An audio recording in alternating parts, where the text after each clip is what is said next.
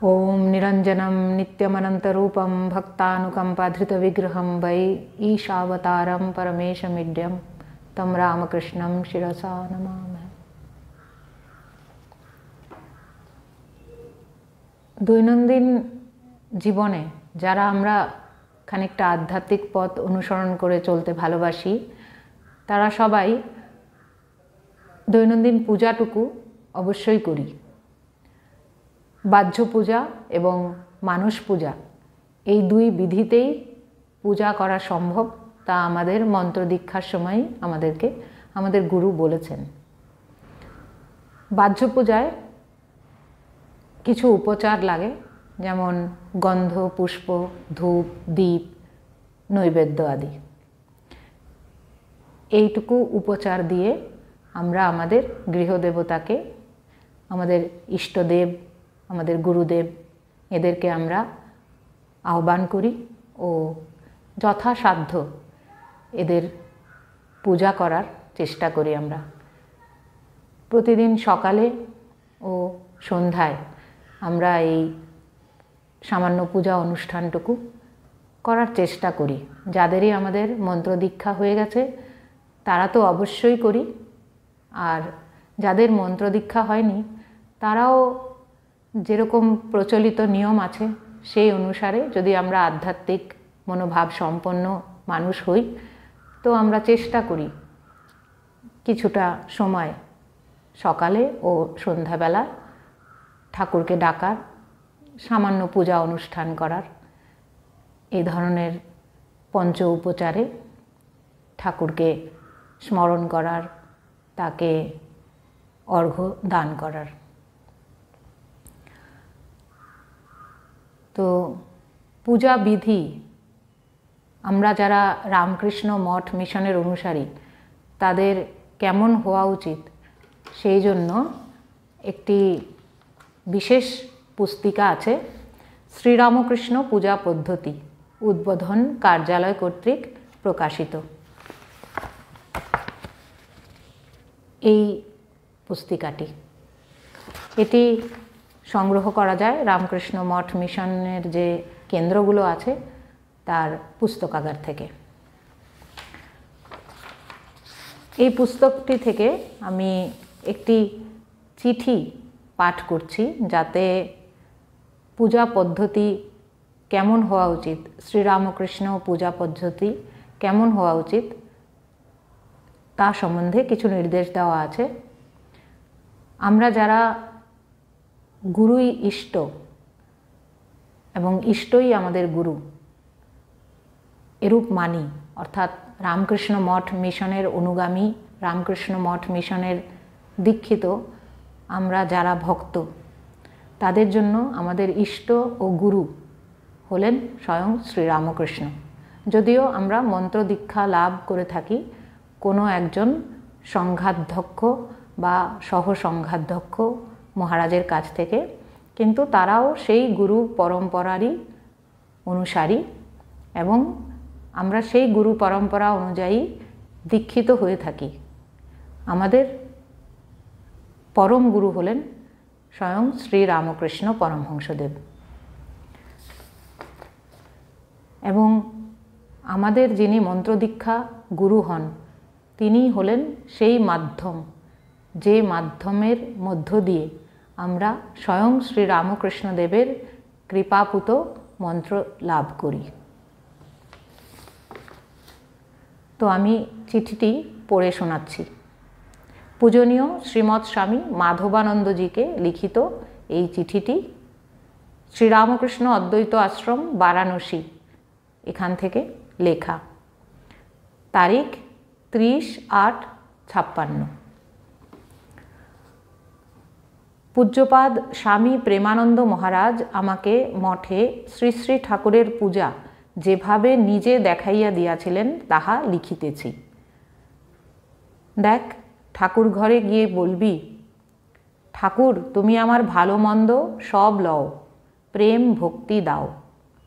তারপর আসনে বসিয়া আচমন, সামান্যার্ঘ্য, আসন শুদ্ধি, পুষ্পশুদ্ধি, ভূতাপসারণ, সংক্ষেপে ভূতশুদ্ধি 4টি মন্ত্রে প্রাণায়াম হ্রিম মন্ত্রে 4 বার করন্যাস ও অঙ্গন্যাস ঠাকুরের মন্ত্রে করিয়া ঠাকুরের ধ্যান ওং ধ্যায়েত শিরসি ইত্যাদি অর্থাৎ গুরুর ধ্যান করিয়া ঠাকুরকে স্নান সহস্র শীর্ষা ইত্যাদি 2 লাইন মন্ত্রে করাইবে।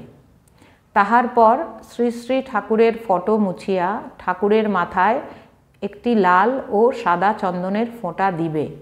পরে সাদা চন্দনে 2টি তুলসী পাতা ডুবাইয়া ঠাকুরের পায়ে অর্থাৎ ফটোতে নমস্তে বহুরূপায় বিষ্ণবে পরমাত্মনে স্বাহা বলিয়া দিবে।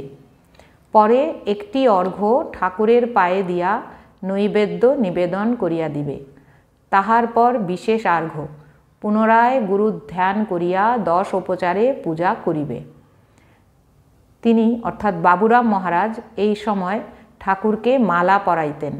বেদিতে যেখানে আত্মারামের কৌটা ছিল তথায় একটি অর্ঘ্য দিতেন। বেদিকে ফুল দিয়া সাজাইতেন। ঠাকুরের পাদুকায় অর্ঘ্য দিতেন। তিনি সমস্ত দ্রব্য উৎসর্গের সময় নমঃ মন্ত্র ব্যবহার করিতেন। কেবল তাম্বুলের সময় নিবেদয়ামি বলিতেন।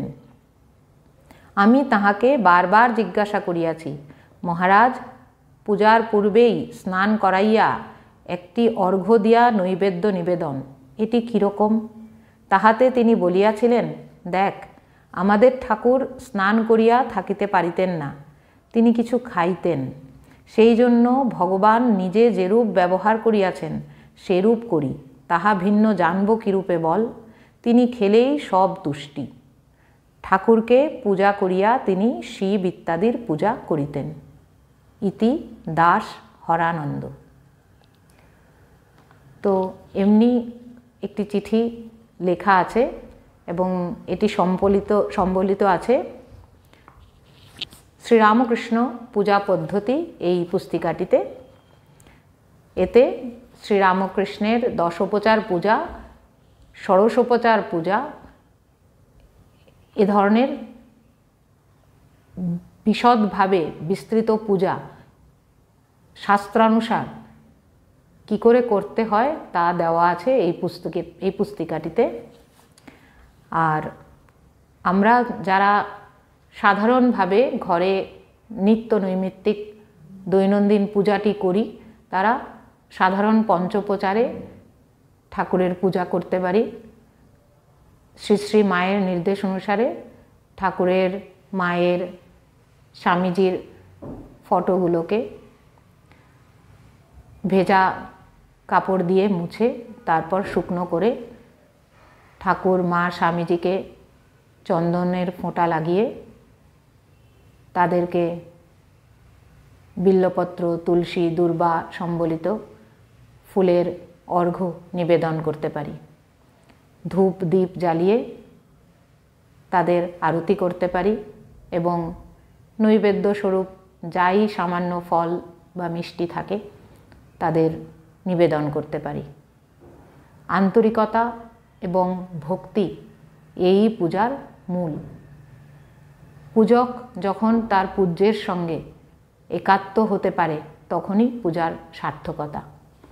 মন্ত্রতন্ত্র সব পরে, ভক্তি, আন্তরিকতা, ভালোবাসা, আত্মনিবেদন এই পূজার সার, এই পূজার মূল মর্ম। পূজা 3 রকম হতে পারে।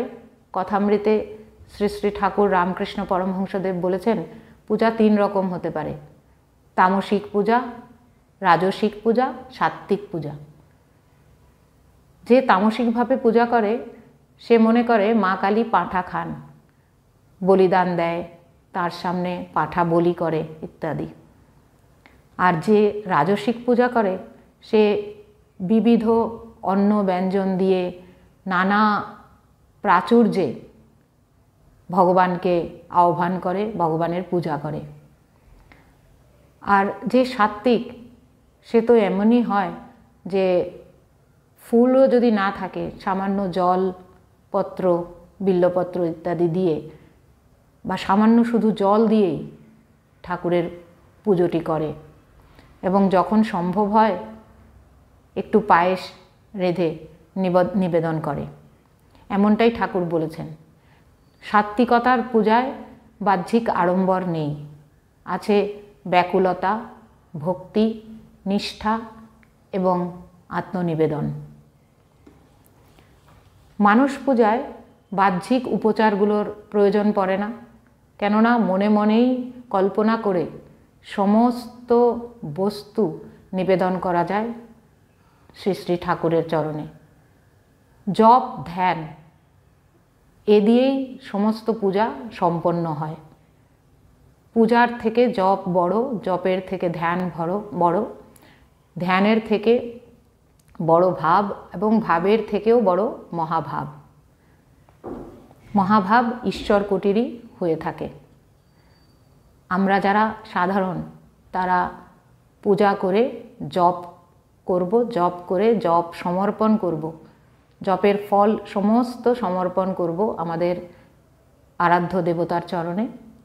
আর ধ্যান করার চেষ্টা করব আমাদের ইষ্টের মূর্তি, শ্রীগুরুর মূর্তি, ইষ্ট মূর্তিতে লয় করে আমরা চেষ্টা করব ধ্যান করতে, একাত্ম হয়ে যেতে আমাদের পূজ্যের সঙ্গে। এবার আমি একটুখানি পড়ে শোনাচ্ছি শ্রী শ্রী মা কি করে শ্রী শ্রী ঠাকুরকে ভোগ নিবেদন করার উপায় জানিয়েছেন। খুবই সরল ছিল শ্রী শ্রী মায়ের পূজা পদ্ধতি। মা কখনো বাহ্যিক আড়ম্বর কোনো কিছুতেই পছন্দ করতেন না।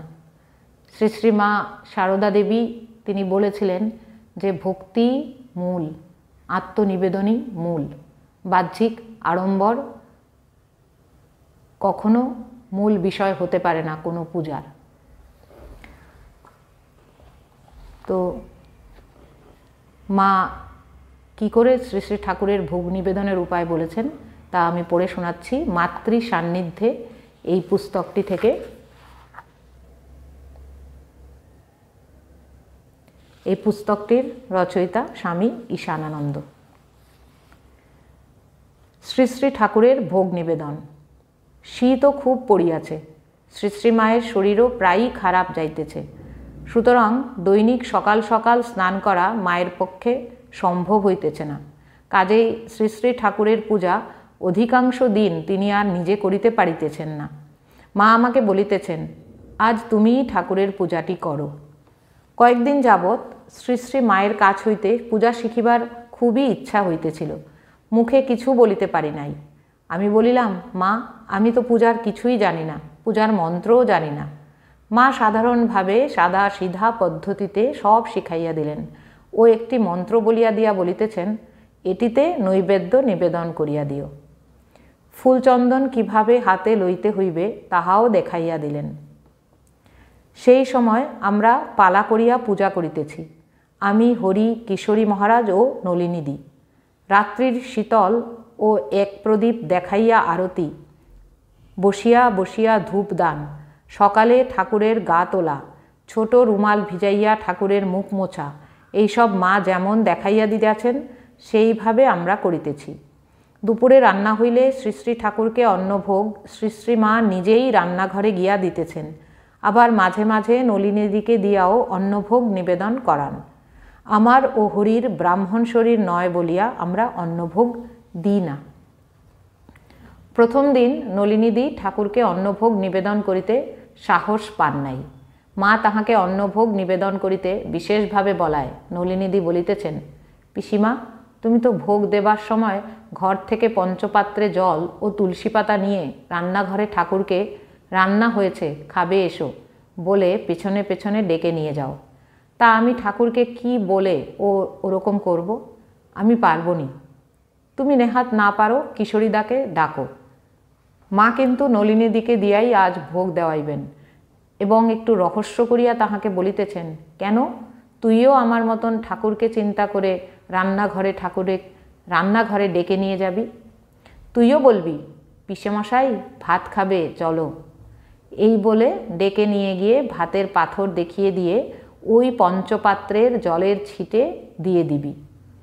ওই করলেই তিনি খুব খুশি হয়ে খাবেন ক্ষণ, তোকে অত শত ভাবতে হবে নি।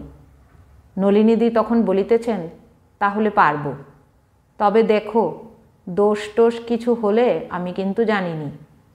তারপর হইতে নলিনীদি মাঝে মাঝে প্রয়োজন মতো ঠাকুরকে অন্নভোগ নিবেদন করিতেন।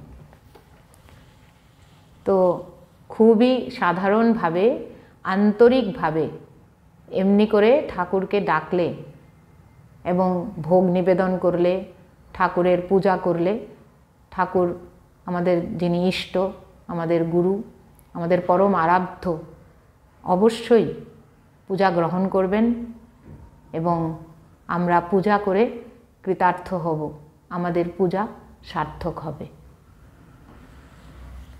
यथा अग्नेर्दाहिका शक्ति रामकृष्णे स्थिता हिया सर्वविद्या स्वरूपांतां शारदां प्रणमाम्यहम्। ओम शांति शांति शांति। हरि ओम तत्सत। श्री रामकृष्णार्पणमस्तु।